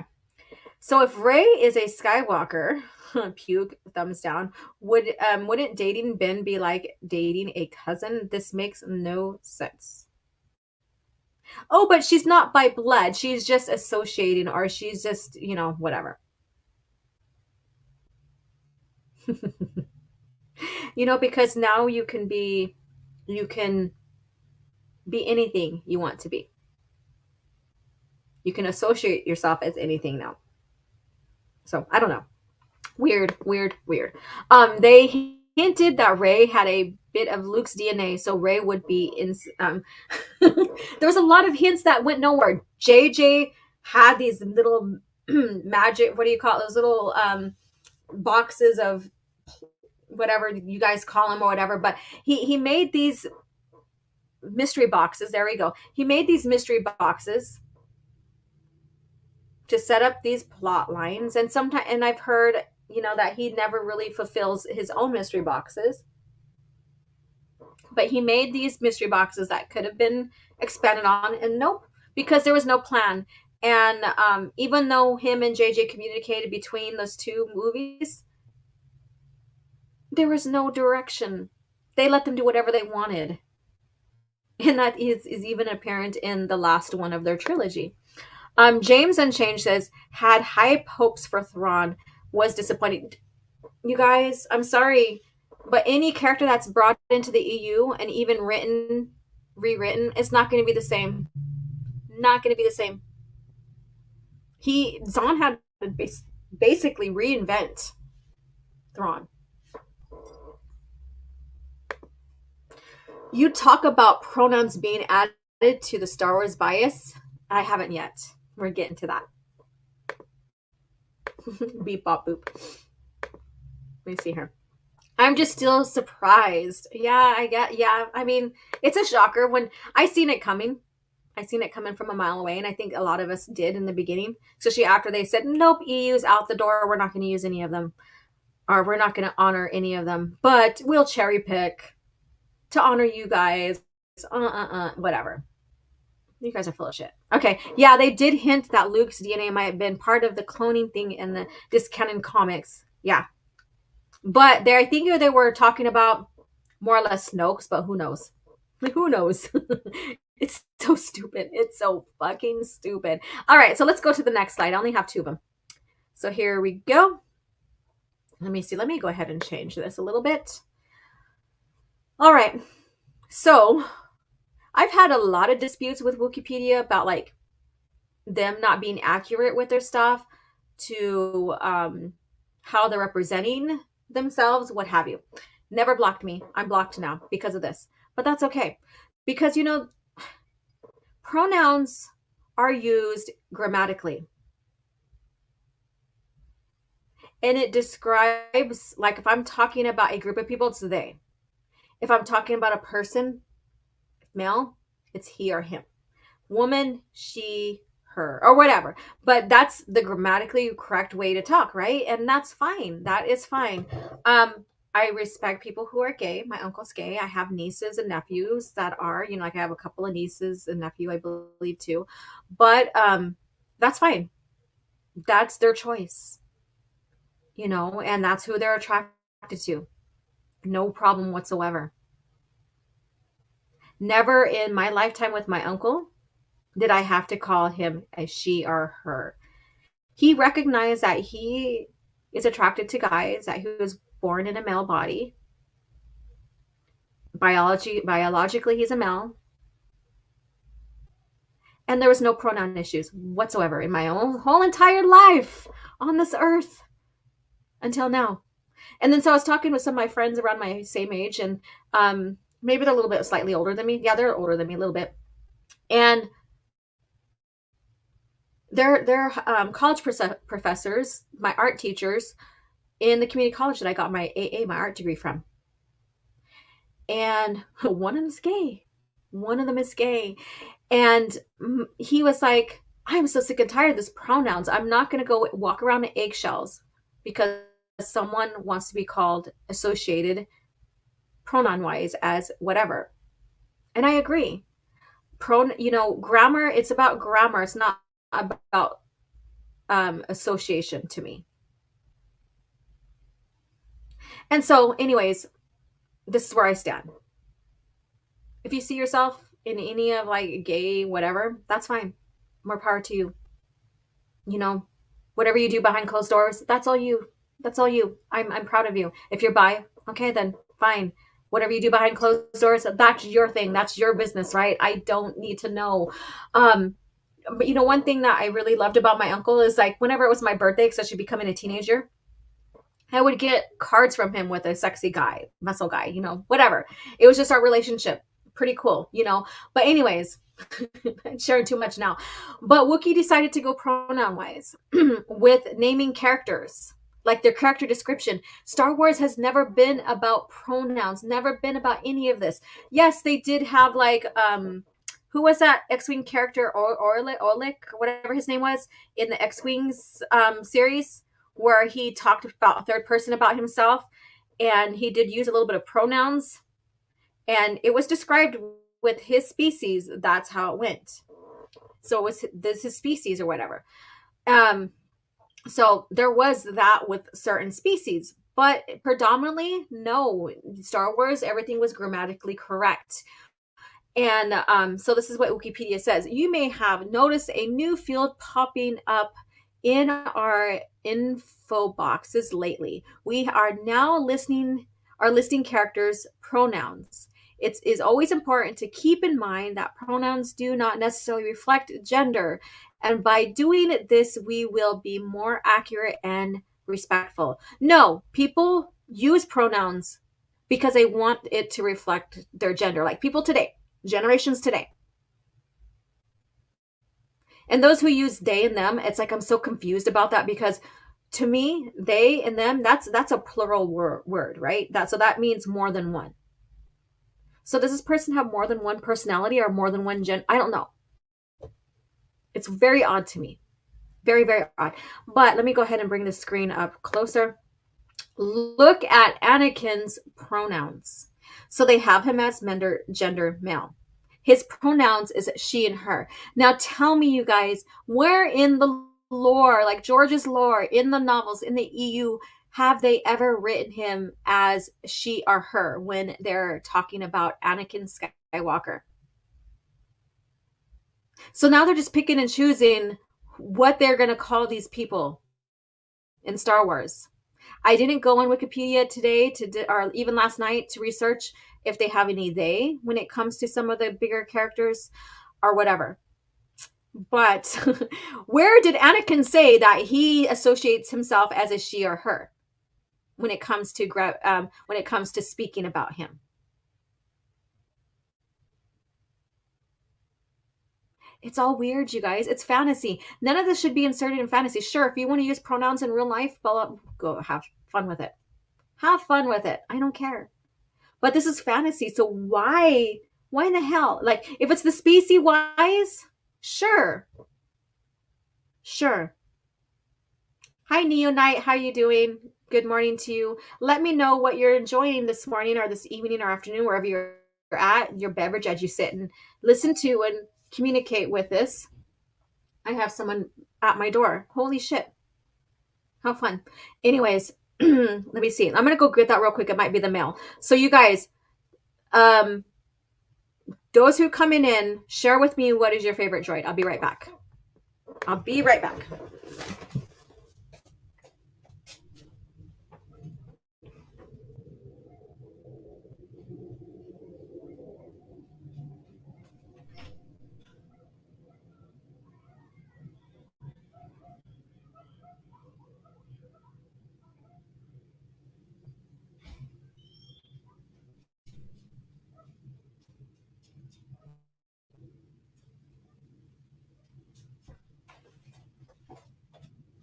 All right, I'm back. All right, so it's my internet company that the tribe set up for each house. They're coming to upgrade some equipment, so I'm happy about that. Woohoo! Woohoo! All right, so let me see what you guys have to say. I'm not connected to their internet right now. I'm connected to another one that we never canceled yet, so it kind of helps out with my streams. Let's see here. I'm going to scroll up here and see what you guys have to say, and then we'll move on to the next topic here. Yeah, so I got it's fine that they blocked me. That's fine. We don't have to always agree, but when you block someone on disagreement, then that just shows your true color. There's plenty of people that I talk with that there's times we don't agree. But that's life. You're not going to agree all the damn time. You're not going to agree all the damn time. So Jay says, Wikipedia, I hate that site so much. Things they messed up on the stories and such in the past, and they just get worse and worse and woke. Let's see here. How far Star Wars has fallen. I miss the good old days, right? And when they did stuff, it was organically. So when they introduced a gay couple, Mandalorian couple, Baveen and his husband, it was done so organically, right? It wasn't just like, here we go, this person is gay, and they didn't do a big production about it. They just writ it in. It was organic. That was fine. When they did Oleg or whatever his name is from the X-Wing series and his species, and they use, he uses pronouns and sometimes talks about himself in the third person, or whatever. It was done organically. We understood why. So, but everybody was different. Not everybody followed this little script here of everybody has to do pronoun or whatever. Yeah. If someone is gay, just think more women for me if you're straight. Right? More power to you. It doesn't matter to me. And it's not even about being gay or straight or whatever, because I have respect. Like I said, what you do in bed with whoever, that's your own thing. As long as it's not illegal, as long as like the big P or whatever. This is why I don't like wokeness. I feel like makes a mockery of issues like this and the people who need help, like people with gender dysphoria, can't get help because of people who cried wolf. And I said, good morning already. I'm glad that you're here with us. Mr. Dystopian says, and yet they moved away from the Hutts being hermaphrodites. Correct. There was a lot of, when it came to Star Wars lore and stuff, there was a lot of things that people don't realize. There was like the hermaphrodites. There was, gay. There was, all of that. Different genders. It was even mentioned different genders because of species. Yet Disney, when they acquired Star Wars, they're like, George never included the LGBT, blah, blah, blah. I'm like, really? I think he did. Like, the Hutts are hermaphrodites, which basically, then you have, and I don't even know if that would be considered a LGBT thing, but the thing is like they can switch their gender. So would you think non-binary then? Because they can go back and forth. I don't know. And then you have, different species being different type of genders, I guess you can say. I mean, they didn't really break it down, but they mentioned it, and I hope that everything's going well. Now that I said, oh, we'll be okay. My internet warning came up on I'm on my other one, so I don't know what's going on. Anyways, and then, so it was there. It was there. It was all there. Let's see. They have more than one mental issue. I don't know. I really don't want to discuss the mental issues and stuff. I mean, it's sad enough with some of the stuff here. It's because is it because he has long hair? No. I wouldn't think so. Because then wouldn't that go with like, oh, well, the rights of men having long hair like Native Americans, they never associate themselves as she or her. I don't know. This is my native perspective. Anakin was born on Tatooine. What the fuck? That must be some discanon bullshit. So he wasn't. They basically, yeah, I know what you're saying. He wasn't born on Tatooine. Because he was raised there, in a sense, they would associate him as his homeworld. But who knows? I know Anakin or Luke wasn't born on Tatooine, but that's his home planet, his homeworld. His birth planet was Polos Massa. I don't know. But yeah, that's one thing I questioned. But you're associated by your home planet on instead of gender, or not gender, instead of race, you're associated by your home planet. I don't think we ever got the location of where Anakin is actually ever born at. I don't know. Jason says, no, non-binary are umbrella terms for gender identities that are not solely male or female, identities that are outside the gender binary. And yeah, I know. That's what I was thinking about hermaphrodites. Wouldn't they have to be kind of like non-binary because they can go back and forth? It could be anything or nothing. I don't know. Laugh out loud, stream, right? I wish it was male. I wish I would have said, oh, look what I got, even though it's not Star Wars, and maybe if it would have been appropriate. Anakin arrived on Tatooine with his mom and was a slave to, Gardula. Yep. I don't know if the actual birth location of Anakin was ever mentioned. I don't think it ever was. Not in the original lore. We'll see what they do with that in the Disney lore. Anakin was fairly unstable compared to most TikTok videos. Wow. Okay. The Gonk Droids, the goat. Thank you. I have okay. So who is a channel member here? I think I have Gonk Droid as emoji. So go ahead and share Gonk Droid. I believe I have him as an emoji because one of my girls likes the Gonk Droid too. So I went ahead and was asking her what droid should I use, and she said Gonk, and I'm like, okay. So chocolate coffee with a touch of Captain Morgan. Wow. So you're just going luxurious and a little bit of spirits too. Nice. Soul Assassin says, seems the pronouns are the only one the Disney canon are only on the Disney canon. The Legends lore has nothing yet. Yeah, I like I said, I haven't had a chance. If you hear like a clanking, they're on top of my roof. But I haven't really, like I said, investigated other than what was shared to me. But that looks like the direction they're going to go with all of it. It's such a big platform. It's going to take a while. So just keep an eye out on that. I read Wikipedia when writing fanfic. I read Wikipedia. Okay.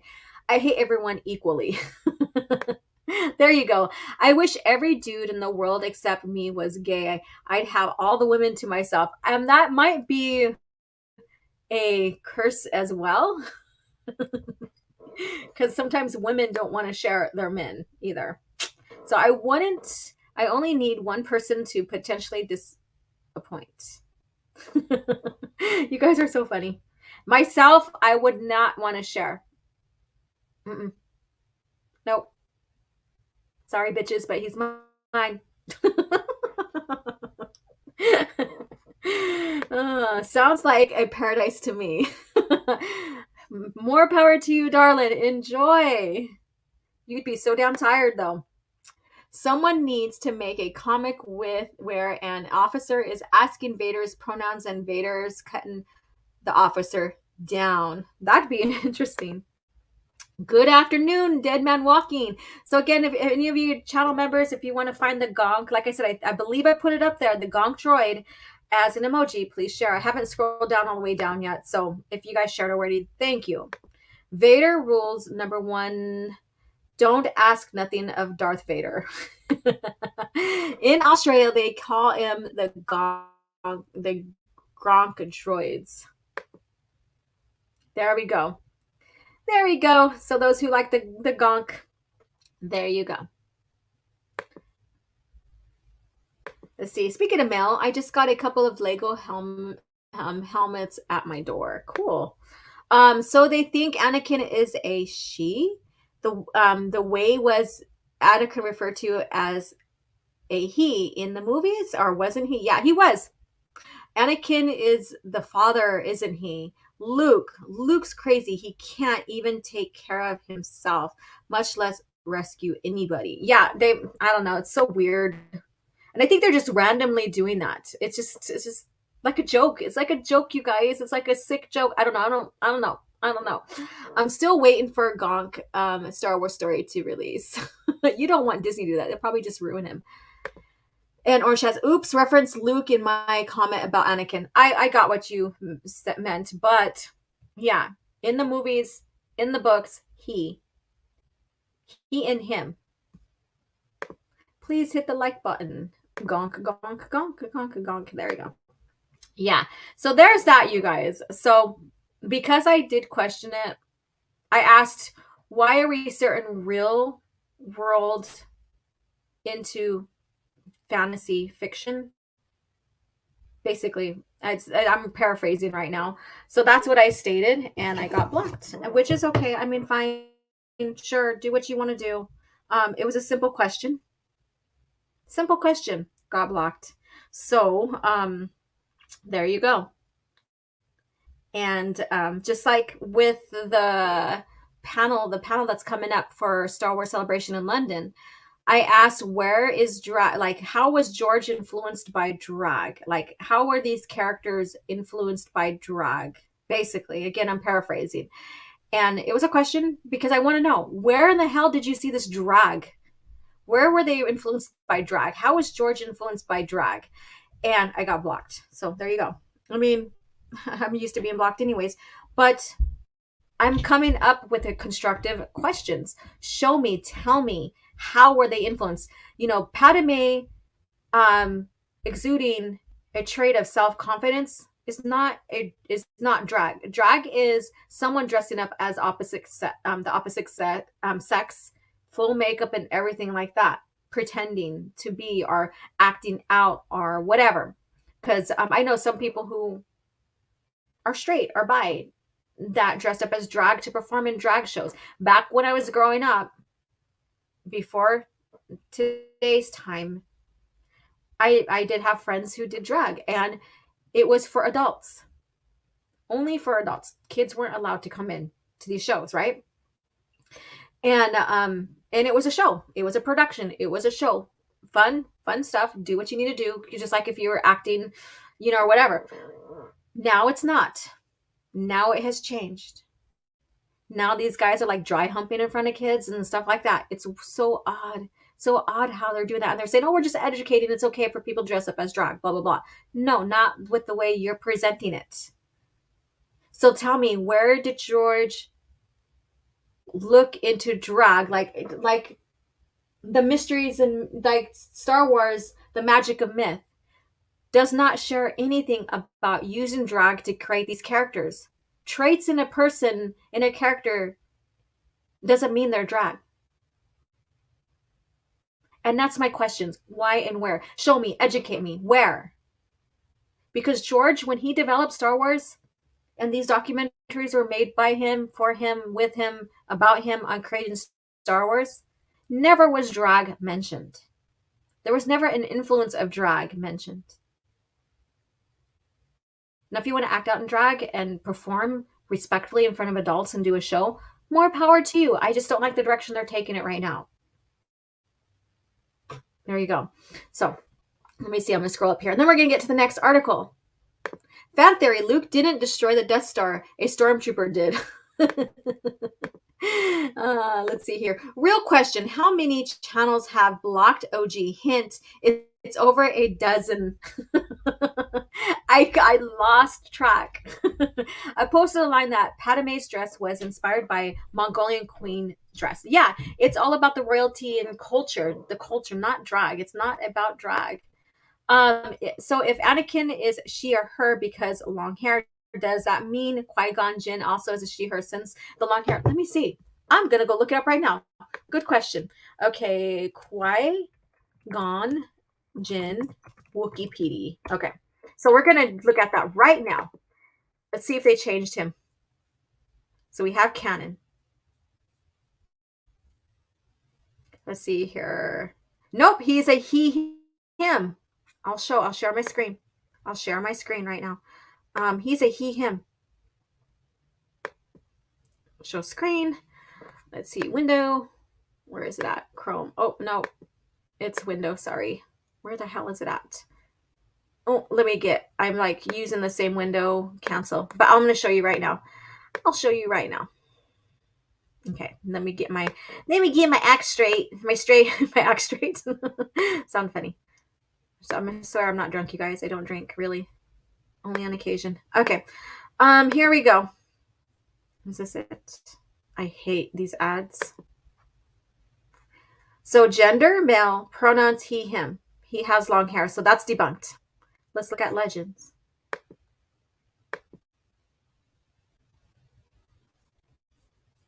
Let's look at Legends. Okay, Legends, he, him. This is Legends. So they are doing Legends too, or basically original lore. He, him. Now, I don't have no problem in a way if they only do Disney. I don't have no problem. Let them. It's not real lore. It's not what George wanted. Okay. But when they start doing it in and changing it in the original one, aka Legends, then there's a problem. Because they weren't written. Pronouns was never a thing back then. Okay. That's my point. It was never a thing. All right, let's see here. OG, I've been subbed and listening to you since you caught my interest on Midnight's Edge, Toxic Femme.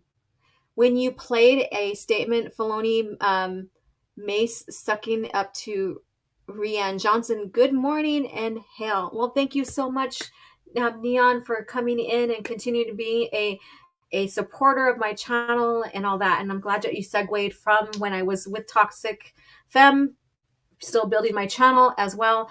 I greatly appreciate you still being here with me. It's amazing. Thank you. All right. Got nothing against people who go do drag, but keep it away from kids, right? Like, enjoy it, act, have fun. Like I said, I have friends when I was growing up who did it, like a young adult and stuff like that. And a teenager who did that. No kids were allowed. You had to be 18, 17 sometimes, or whatever. But it wasn't really sexual either. It wasn't really sexual. It was performance and stuff like that. It was the performing arts. There was not mace. There was no dry humping, or there was kind of suggestion, like if you go to any type of Broadway and if it's in the script or whatever, and there's suggestive, yeah, you're going to have like these little suggested sex scenes or relationships or flirting or romance or whatever, more power to them. All right. Neon says, OG, I've been subbed. Oh, I already read that one. Okay. Dexter Jester destroyed the second Death Star. It was all Dexter's. It was Dexter. He did it. He was a secret agent. Darth Snowflake. All right. Let's see here. So that's what's going on with that. It is being changed in the original lore part of Wikipedia. Wikipedia is basically a fan-based source website. And you can apply for it. In fact, I was told to apply for it at one time when I was questioning some stuff and noticing some stuff that was not correct. And they told me, didn't apply. We're looking for new editors, blah, blah, blah, blah.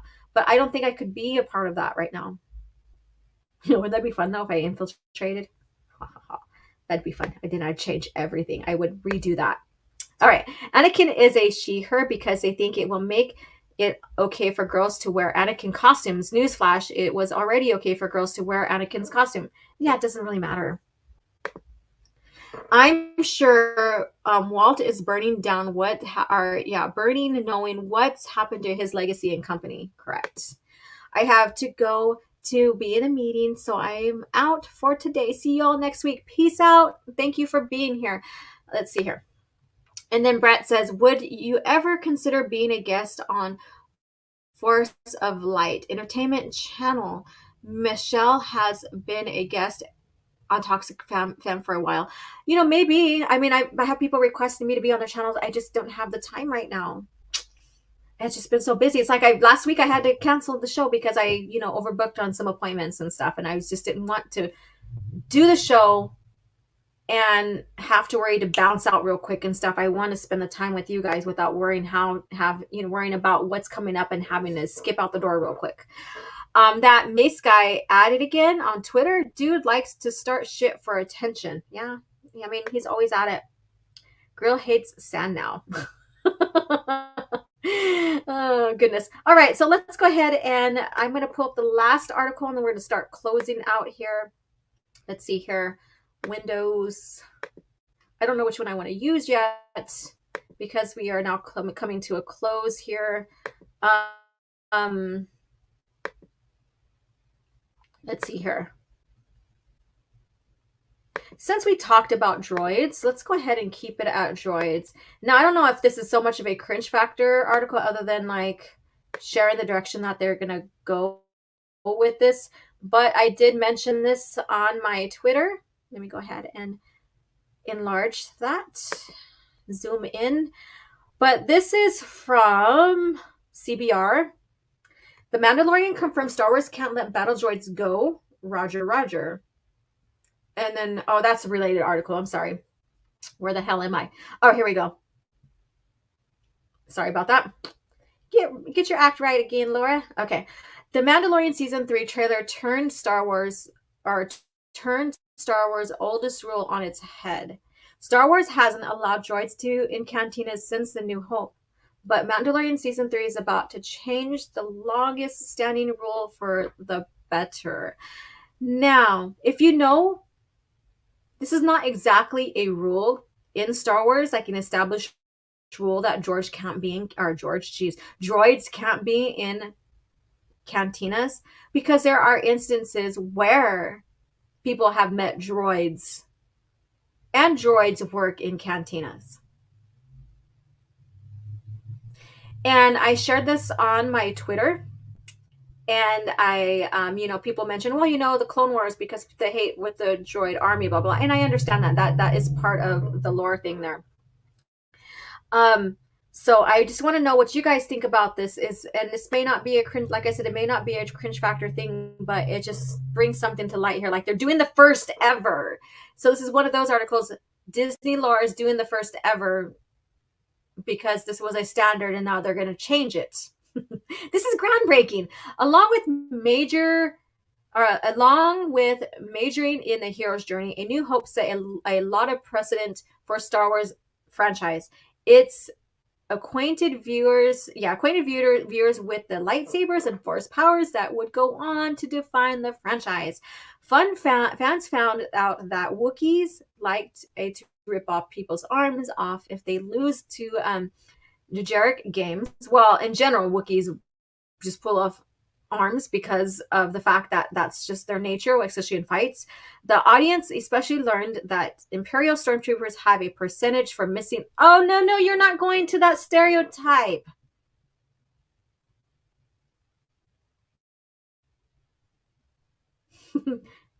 Didn't Obi-Wan basically mention that stormtroopers are precise? Anyways, right, we got that stereotype going on. Before all of those things, however, Star Wars fans learned something else seemingly random but important. They learned that droids were treated as second-class citizens. All of this was revealed in the same movie. Why you say before all of those things? Maybe they're saying the events that happened in A New Hope. I don't know. Seemingly random, but important. They learned that droids were treated as second-class citizens and weren't allowed inside of cantinas. Instead, interestingly, the actions-packed Disney Plus trailer, blah, blah, blah, The Mandalorian Season 3 will now contradict that fact. Okay, so yeah, especially the Empire, seeing droids as secondary, I wouldn't even say citizens. They just didn't see them. They just didn't view them in a proper light or whatever. Let me see what you guys have to say on this. We're not going to spend too much time on this. But I just wanted to share this with you guys. And no one said anything just yet. So, yeah. Let's see here. Thank you.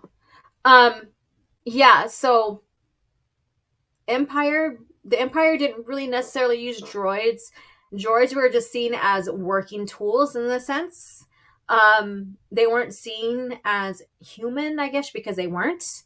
The Clone Wars made some people dislike droids because of the droid army, which is, understandable. But when you get into the gist of things, when you get into the lore, even in the OT era, even in the past Return of the Jedi, droids, were allowed in cantinas. It just depended on the person, the owner, the person. And like when we have Talon Card meeting with Intuine to go see George Cardass, and they took their droid C-3PO with them in the cantina to help interpret. So this is not a groundbreaking thing. The Mandalorian is not doing something different. They're not breaking any like set rules. It's known that parts of the galaxy droids weren't allowed in certain places or were frowned upon or seen differently. And then you have certain places they were. So this was never a ground set rule. Let me see here. The reason droids were treated bad because they're always trying to raise up against society. In the Old Republic, they openly rebelled so that's like the Old Republic, whatever. And then IG droid took over the Death Star. That's another thing. Like the Empire didn't like them, all that. And then I'm going to go with this. So in the interview with George Lucas, and thank you for bringing that up because it helps me segue into that point before we close out here. In that interview with George Lucas at Harlem, on that Zoom interview meeting with the kids, the students at Harlem Elementary, he does talk about the droids. And basically he was like, he gets into droids' rights, like, the treatment of droids by the galaxy, by the society in the galaxy. They were treated unfairly. So he does mention that. And they were to a point. And, part of it escalated in the Old Republic. Part of it escalated in the Clone Wars with the droid army. But then we also had the clones that were treated differently because of that. So it's just showing the repercussion, Laura, slowly the mind, repercussion of society during the time. The events that led to why people thought that way, right? But it was never a set rule that droids were not allowed in the cantina at all in in Star Wars in general. Because there are instances where they were. And so this thing of being, they're changing a rule. It's a groundbreaking thing is bullshit. And that's my point. They're trying to make it sound like that they're doing another groundbreaking thing that never happened in Star Wars before. And so this is why I am bringing this up, because it's not. Don't be fooled. This person who wrote this, I'm going to see who it is because I didn't give credit. Blake Hawkins. Let me see who this is. Blake Hawkins has written TV and movie features and recaps of the CBR since March of 2021. He writes about everything from NCIS to Stranger Things to The Walking Dead and everything in between, mostly through the most enjoyable writing about Star Wars. In fact, as a recent graduate of Greensboro College Honors Program, Blake wrote his thesis of Star Wars. Okay, so if you wrote a thesis of Star Wars and you know it so well, and it's religious connections, okay, but if you know it so well, you would know that droids not going in a cantina is not a set rule. It's not a set rule. He now lives with his blah, blah, blah, blah. So there we go. That's who he is. Didn't show a picture, so we don't know. Let me see here. So we don't know. Dikare says, after the Clone Wars, we now understand the treatment of droids. And now Mandalorian's gonna fix it. The Mandalorian season 3 is gonna fix it. It's groundbreaking. Woo! Be excited, you guys. Be excited. Groundbreaking stuff happening here. Okay, second class citizens, are they going back to the droids' rights thing that L3? Yeah, exactly.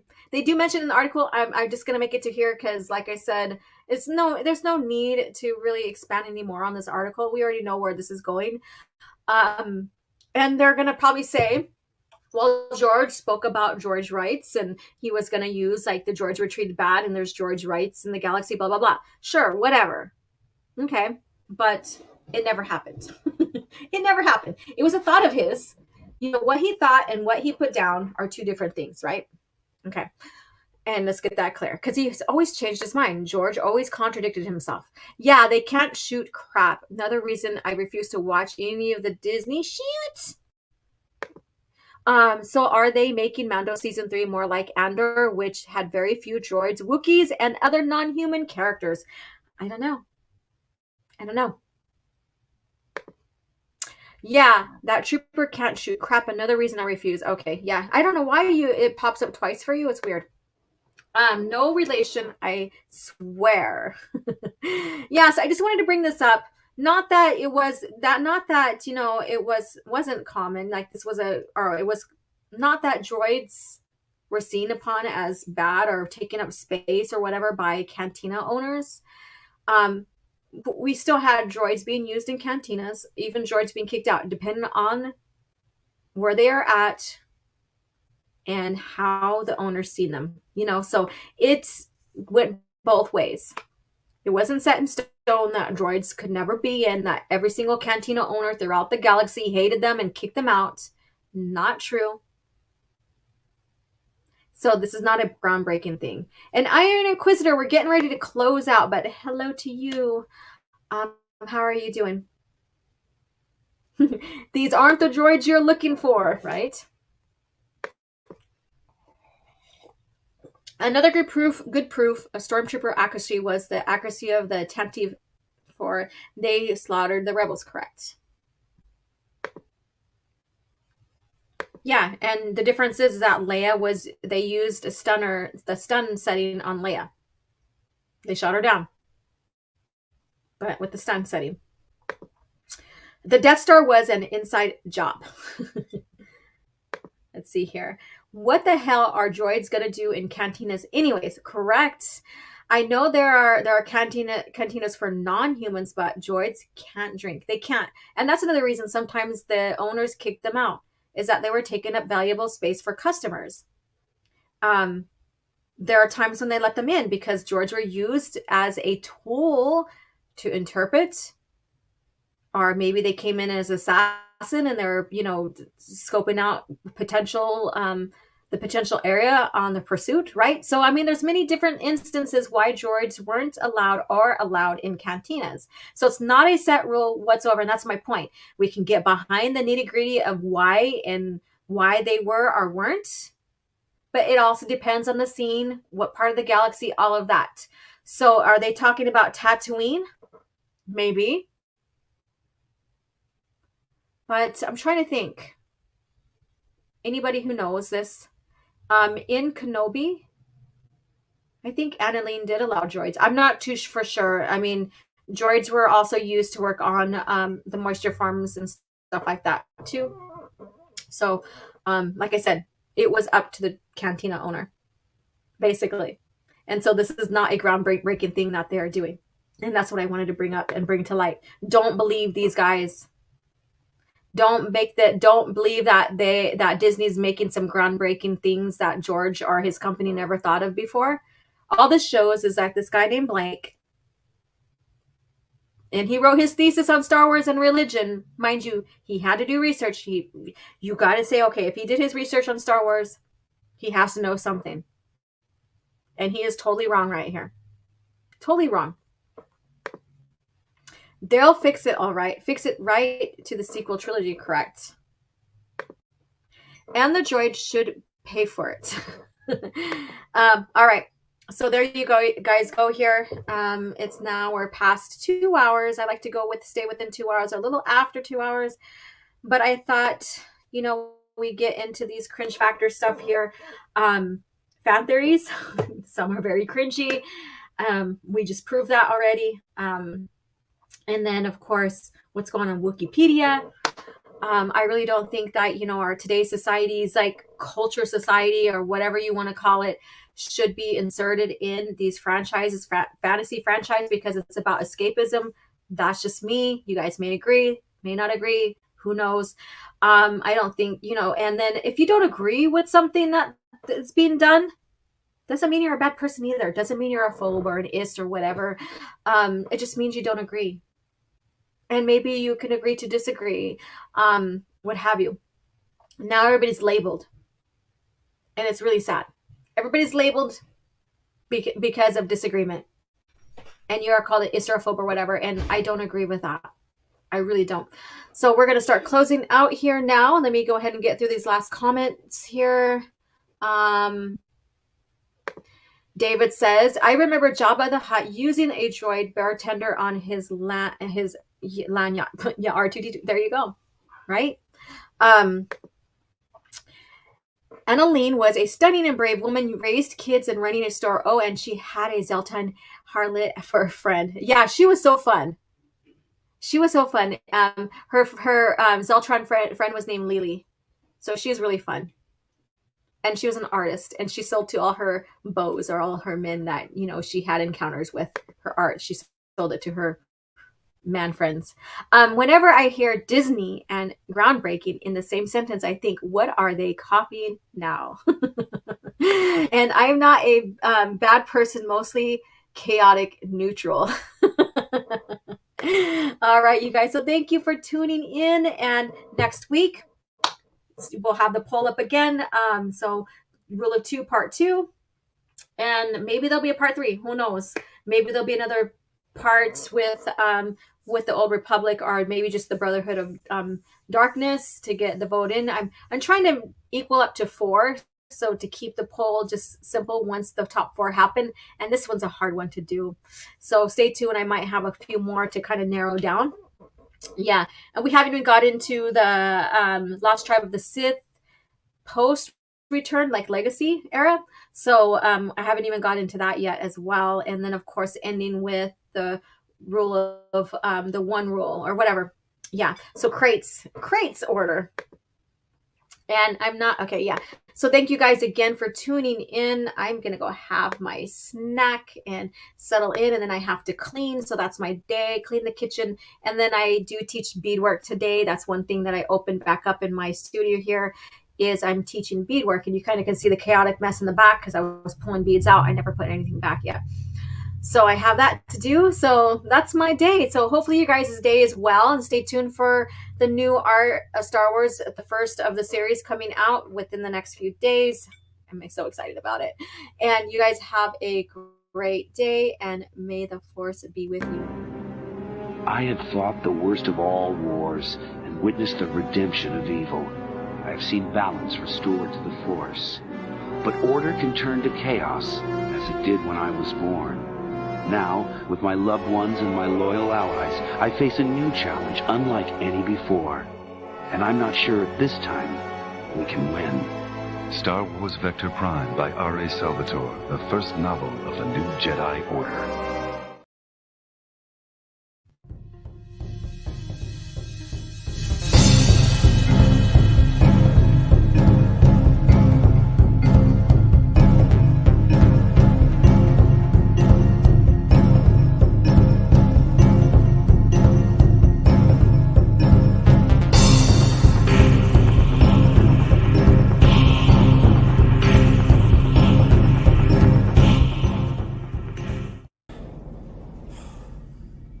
Another happy landing.